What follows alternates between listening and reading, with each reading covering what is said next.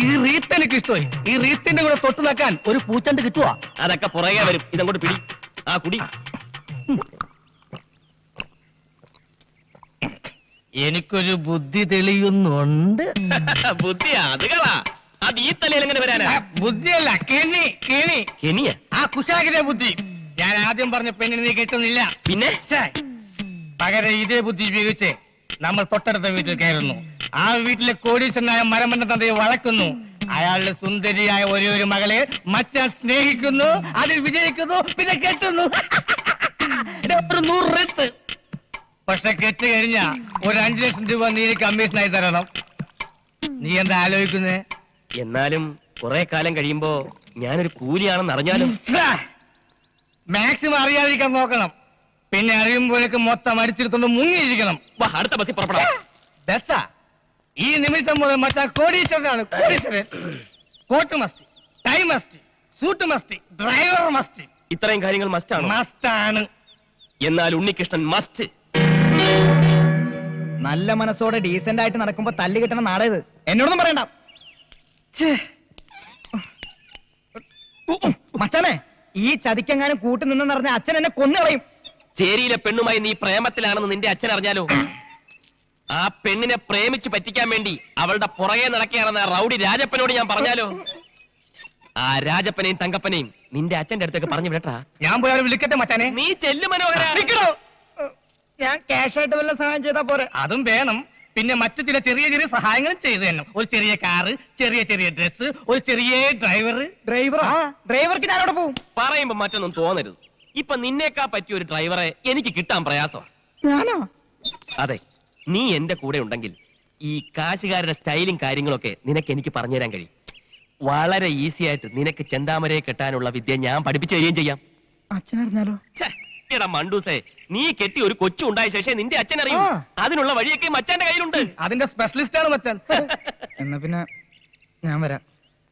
വേറെ മാർഗം ഇല്ലാത്തോണ്ടാണ് ഞാൻ. എന്നാ നമുക്ക് പുറപ്പെടാം. നിക്ക്, ഈ വേഷം ഇട്ടോണ്ടാ നീ ആ വീട്ടിൽ പോണത്? എങ്ങനെയുണ്ട്? നല്ല തറപ്പാണ്ടി ലുക്ക്. പോരാത്തതിന് അവന്റെ ഒരു വീരപ്പ മീശയും ഒരു വീതുളി കൃതാവും. ഇതൊന്നും ശരിയല്ലല്ലേ? പിന്നെ ഞാൻ എന്താ ചെയ്യേണ്ടത്? നിന്റെ ഈ മൊത്തം സെറ്റപ്പ് ഒന്ന് മാറ്റണം. എന്നിട്ടൊരു ചെത്ത് സ്റ്റൈലാക്കി തരാം ഞാൻ. ഗട്ടർ സൂക്ഷിച്ചു പോടേ.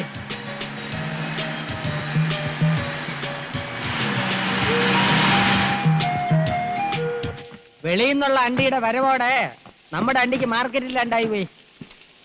കച്ചവടമൊക്കെ നഷ്ടത്തിലാണ്. കൂടുതൽ ആളുകൾ പണി ചെയ്യുന്ന സ്ഥലം ഇതാണോ? പിന്നെ കാണാം. സ്ഫോടനം അപകടമല്ല. അണ്ടിക്കമ്പനി ആലിക്കത്തുന്നു. പ്രാണസാർത്ഥം ഓടുന്ന തൊഴിലാളി തരണി മേഖല അത് കോൺസെപ്റ്റോട്ടിലാണ്. തീവ്രവാദികൾ കാവടി പ്രവേശിക്കാം. പിന്നെ വെടിയോട് വെടി. ആ വെടിയിൽ ചില്ലു ജനാലകൾ തകരുന്നു. അതിന് പ്രത്യേക സ്റ്റോട്ട്. ഇവിടെയാണ് ബോംബോക്കാൻ പറ്റിയ സ്ഥലം. പിന്നെ ഒരു പൊട്ടിത്തെറി. പൊട്ടിത്തെറിയല്ല, മുഖം പൊത്തി അടിയാണ് വേണ്ടത്. എന്റെ അണ്ടി ഫാക്ടറി ആരാടാ ബോംബ് വെക്കാൻ എന്നോട് പറഞ്ഞത്? ആ പ്രഭാരപ്രഭുവല്ലേ? പറ. ഈ കോണാൻ കെട്ടി വേഷം മാറി നടന്നാൽ ഞാൻ തിരിച്ചറിയില്ലെന്ന് വിചാരിച്ചോളൂ ബ്രോക്കറെ.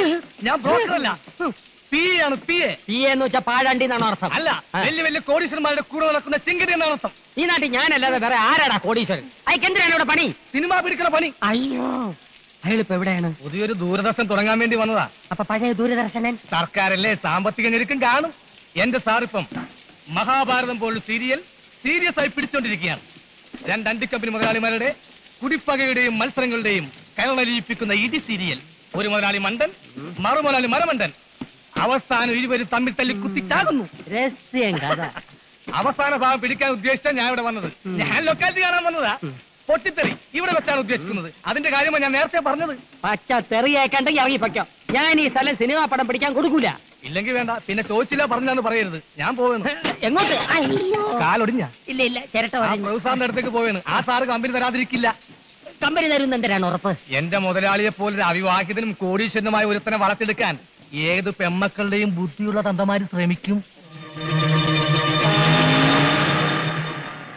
സുന്ദരൻ, സുമുഖൻ, സുശീലൻ, നായർ. ഓ, ചെറുക്കന്റെ പേര് സുശീലൻ നായർ എന്നാണല്ലേ ഫസ്റ്റ് പേര്? അതല്ല, അത് വിശേഷണം.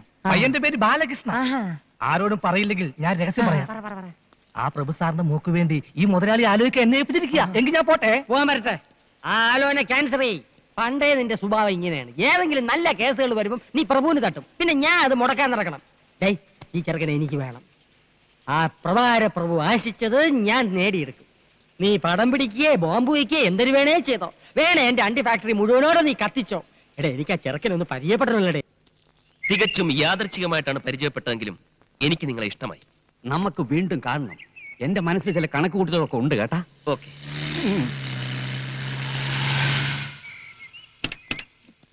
അവൻ മുമ്പേ എത്തി. ഓടുന്ന പട്ടിക്ക് ഒരു മുഴം മുൻപേ. ആ.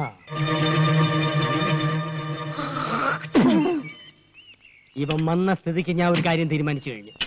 എന്തൊരു ഡിസ്ക് എടുത്താലും ശരി, എന്റെ മോളെ ഈ ചെറുക്കനെ കൊണ്ട് തന്നെയും കിട്ടി. ഇത് റിസ്ക് തന്നെയാ. ഇതെന്റെ ഒരു വാശിയാണ്. സ്വന്തം മോളുടെ ജീവിതമാണ് സൂക്ഷിക്കണം. അതാണ് എനിക്ക് വലുത്. ഓ, എന്നെ നീ ഒന്ന് പരിചയപ്പെടുത്തണം കേട്ടാ. ദേ ശാബാ. സാർ യെസ്, ഞാൻ കുബേര, കുമാർ കുബേര. ഞാൻ കൃഷ്ണ, ബാലകൃഷ്ണ. ഇപ്പൊ പോയവൻ എന്തിനാ ഇവിടെ വന്നത്? ഇയാളെന്തിനാ ഇപ്പൊ ഇങ്ങോട്ട് വന്നത്? ഞാൻ പരിചയപ്പെടാൻ. അയാൾ പരിചയപ്പെട്ടിട്ട് പോയി. ആ പോയ സാധനം ഫ്രോഡാണ് കേട്ടാ. ഈ നിൽക്കുന്ന സാധനം ഞാൻ ഡീസന്റ്. വലിയ മുതലാളിയാ കശുവണ്ടിയുടെ. ഏയ്, എത്ര ഫാക്ടറി ഉണ്ട്? ഒന്ന്. ഒന്നോ? ഈ നിൽക്കുന്ന മുതലാളിക്ക് 18 ഫാക്ടറി ഉണ്ട്. എന്തൊരു ഫാക്ടറി? പടം പിടിക്കുന്ന ഫാക്ടറി. അതും കേരളത്തിന്റെ വിവിധ ഭാഗങ്ങളിൽ പറഞ്ഞു കൊടുക്കിപ്പിയേ. ഒറീസ, ബീഹാർ, രാജസ്ഥാൻ, ഗുൽബർഗ, മധ്യപ്രദേശ്. വയറ് നിറഞ്ഞ്. ഈ നോക്കത്താ ദൂരത്ത് കണ്ണും നട്ട് കിടക്കുന്ന സ്ഥലം മുഴുവൻ മുതലാളി സ്വന്തമാക്കാൻ പോണു. ഒരു സ്റ്റുഡിയോ തുടങ്ങാൻ. ഈ ഫോട്ടോ എടുക്കുന്ന സ്റ്റുഡിയോ അല്ല, യുമാറ്റിക്. എവാര്? ഡ്രൈവർ. ആഹാ. ഇയാൾക്ക് മനസ്സിലായില്ല, ശരിക്ക് പറഞ്ഞു കൊടുക്ക്. ഈ ടിവിയിൽ വന്ന സിനിമയില്ലേ, അത് പിടിക്കുന്ന ഓ, ഫാക്ടറി. ദൂരദർശനൻ. ദൂരദർശനൻ. ആ, പുതിയതായിട്ടൊരു ദൂരദർശനം തുടങ്ങാൻ വരുന്ന ആളാണെന്ന് ഇയാള് പറഞ്ഞു. തോന കായാവൂലേ? ഓ, ഒരു 5 കോടി. എടോ പിയെ, ഇവിടെ പരിസരത്ത് എങ്ങനെ 5 സ്റ്റാർ ഹോട്ടൽ വല്ലതും ഉണ്ടോ താമസിക്കാൻ? ഇവിടെ ഇല്ല സാർ. ഇല്ലേ? എങ്കിൽ ഈ ദൂരദർശന്റെ പരിപാടി ഇവിടെ വെച്ച് അവസാനിപ്പിച്ചിരിക്കുന്ന അച്ഛനോട് ഫോൺ ചെയ്ത് പറഞ്ഞേരെ. എന്റെ വീട്ടിൽ താമസിക്കാന്ന് പറയണേ. സാർ, സാറിന് വിരോധം ഇല്ലെങ്കിൽ ഈ കുബേർ സാറിന്റെ വീട്ടിൽ താമസിക്കാം. എനിക്കത് ബുദ്ധിമുട്ടാവും. ഇപ്പൊ ഇവിടുന്ന് പോയ ആൾ ഇത് തന്നെയല്ലേ പറഞ്ഞത്? അയ്യോ, അവന്റെ വീട്ടിൽ താമസിക്കരുത്. അവന്റെ ഭാര്യയ്ക്ക് പകർച്ചവ്യാധിയാണ്. നിങ്ങളുടെ ഭാര്യയ്ക്ക് ഒരു വ്യാധിയില്ല. ക്ലീൻ. ഇനി വരാതെ നോക്കണം. മറ്റൊരു വഴിയില്ലെങ്കിൽ നമുക്ക് ഇയാളുടെ വീട്ടിൽ താമസിക്കാം അല്ലേ? ഡ്രൈവർ, ഒരു 50,000 രൂപ ചെക്ക് എഴുതി അയ്യോ, കൊടുക്കും. പണം തന്നെ എന്നെ അവമാനിക്കരുത്. ഇതൊരു സഹായമായിട്ട് കരുതണം. എന്റെ മനനിമ്മതിക്ക് വേണ്ടി. ശരി ശരി ശരി, എങ്കിൽ നമുക്ക് ഇയാളുടെ വീട്ടിലേക്ക് പോവാം. ഡ്രൈവർ, വണ്ടി എടുക്കും.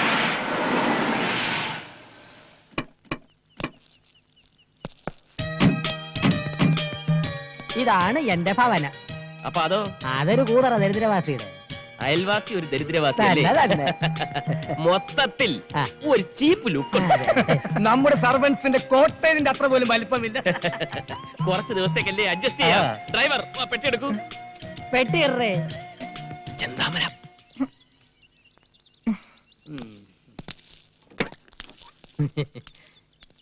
എടടേ, എന്താ എന്താ? ഇവൻ എന്തോന്ന് ഇത് 10 കിലോ പെട്ടി വെച്ച് തിരിഞ്ഞു കളിക്കുന്നത്? തട്ടി തോളിക്കെട്ടടാ.